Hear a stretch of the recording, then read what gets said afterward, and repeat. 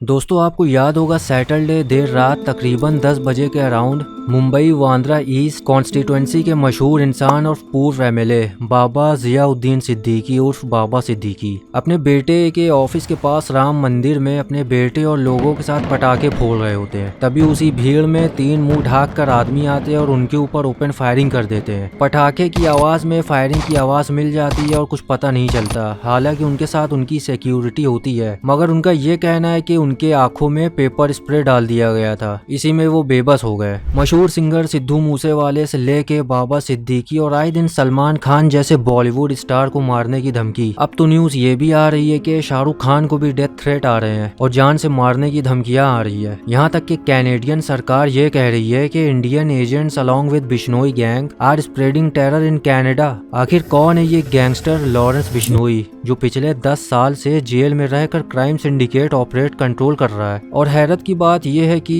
कुछ लोग इसको ग्लोरीफाई कर रहे हैं, इसकी तारीफ के साथ इसको भगत सिंह से मिला रहे हैं, एक रॉबिन हुड की छवि से नवाजा जा रहा है। लॉरेंस बिश्नोई उर्फ बलकरान बरार 12 फरवरी 1993 में पंजाब में पैदा होता है और इनके पिताजी हरियाणा पुलिस के फॉर्मर कांस्टेबल रह चुके हैं। एक खानदानी अमीर बैकग्राउंड, 110 एकड़ से भी ज्यादा लैंड के मालिक हैं ये अपने विलेज में साहब। खैर इसके फेयर स्किन कॉम्प्लेक्शन की वजह से इसको लोग लॉरेंस नाम से बुलाने लगते हैं। दोस्तों इसके जुर्म की कहानी कॉलेज से शुरू होती है। डीएवी कॉलेज में ये इनका ध्यान जो है पॉलिटिक्स की तरफ अट्रैक्ट होता है और उसी कॉलेज में ये SOPU student organization of Punjab university की स्थापना करता है। इनका एम ये होता है कि स्टूडेंट यूनियन प्रेसिडेंट का इलेक्शन जीते, मगर वो हार जाता है। नेक्स्ट ईयर फिर से इलेक्शन आता है, मगर इस बार कैंपेनिंग के दौरान लॉरेंस की राइवल ग्रुप के पार्टी से तू मैं हो जाती है। तब लॉरेंस एक राइवल कैंडिडेट के कार में आग लगा देते हैं और फायरिंग करते हैं। तब उसे उसके 8 साथियों के साथ उसे अरेस्ट किया जाता है और जेल में उसकी मुलाकात होती है रंजीत डुपला, एक आर्म स्मगलर से। लॉरेंस की क्राइम वर्ल्ड में एंट्री यहीं से शुरू होती है।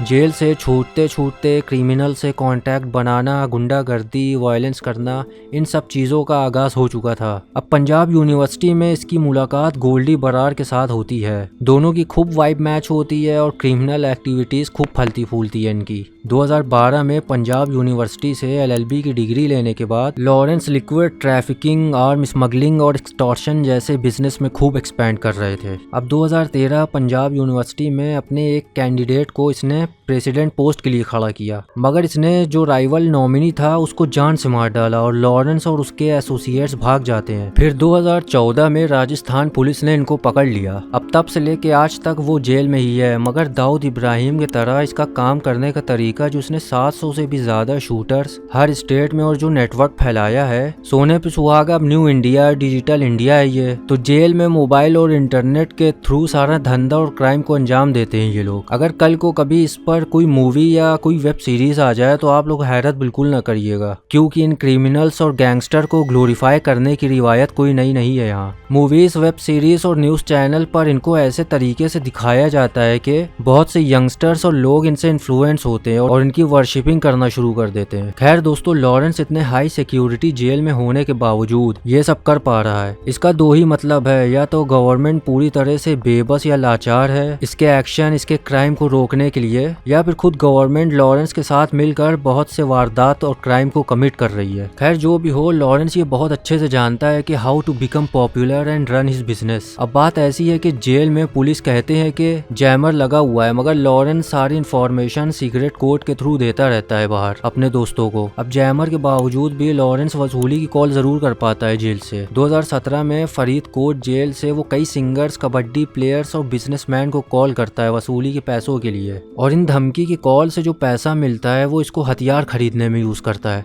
इसी के चलते इनकी दूसरे गैंगस्टर से भी गर्मा गर्मी चलती रहती है दोस्तों। दविंदर बम्बिहा, इसका एक्सटॉर्शन रैकेट भी चंडीगढ़ और कई जगह चलता था, तो लॉरेंस और इसके बीच दुश्मनी हो जाती है। फिर इनके बीच शूट आउट और गैंग वॉर होती है कि वसूली के पैसों पर किसका हक ज्यादा है और किसके बाजू में ताकत ज्यादा है। मगर 2016 में दविंदर बम्बिहा पुलिस इनकाउंटर में मारा जाता है। 2017 में लॉरेंस पंजाब, हरियाणा और राजस्थान में काफी पॉपुलर हो गया था, मगर ये सुर्खियों में आता है 2018 में, जब मीडिया से ये कहता है कि जब हम करेंगे तो पता लग ही जाएगा। सलमान खान का करेंगे जोधपुर में। पता लग जाएगा उनको। अभी तो मैंने कुछ किया ही नहीं, अभिनय मतलब कहीं इन्वॉल्व कर रहे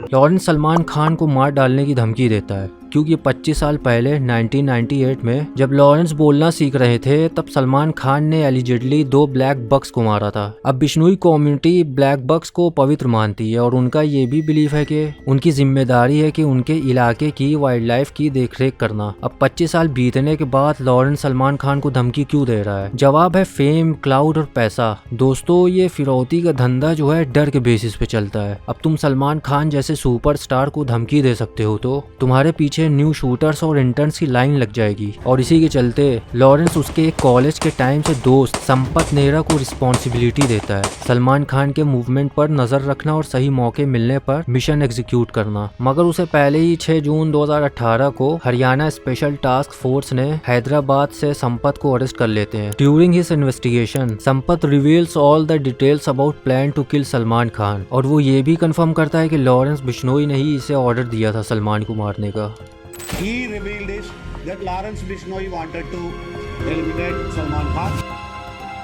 दोस्तों, इनके जो शूटर्स हैं बेरोजगारी के चलते 50,000 के लिए एक फॉर्मर एमएलए का मर्डर कर सकते हैं इस देश में। और इनका काम करने का तरीका ऐसा है कि गैंग मेंबर सिवाय बॉस के अलावा किसी और को नहीं जानता है। मतलब अगर 3 शूटर्स हैं ऑपरेशन में तो दूसरा शूटर कौन है किसी को नहीं पता चलता। अगर एक पकड़ा भी गया तो चाह के भी दूसरा बिल्कुल सेफ रहेगा। 24 मार्च 2023 को NIA national investigation agency Lawrence के खिलाफ एक चार्जशीट फाइल करती है और उसमें यह था कि लॉरेंस अब कोई लोकल क्रिमिनल नहीं है बल्कि अब वो एक इंटरनेशनल क्रिमिनल है। एनआईए ये कहती है कि लॉरेंस की गैंग अब pro Khalistani group Babbar Khalsa international के साथ काम कर रही है क्योंकि बब्बर खालसा लॉरेंस से कहती है कि हमें इंडिया में कुछ लोगों को मरवाना है। बदले में लॉरेंस अपने शूटर्स उन्हें प्रोवाइड करता है और in return Babbar Khalsa international Lawrence को पाकिस्तानी एडवांस वेपन्स दिलवाएगा। 2022 में पंजाब पुलिस इन्वेस्टिगेशन हेडक्वार्टर पर आरपीजी से अटैक किया गया था और जो सिद्धू मूसेवाले का मर्डर किया गया था वो भी इसी वेपन AK-47 से अंजाम दिया गया था, जिसकी कुछ देर बाद लॉरेंस का क्लोज साथी गोल्डी बरार ने जिम्मेदारी ली थी बाद में। दोस्तों, इससे आप अंदाजा लगा सकते हैं कि इंडिया से लेके कनाडा तक इसके आदमी काम कर रहे हैं और इसी के चलते आज लॉरेंस कुछ लोगों के लिए मोस्ट वांटेड है और कुछ लोगों के लिए मोस्ट पॉपुलर।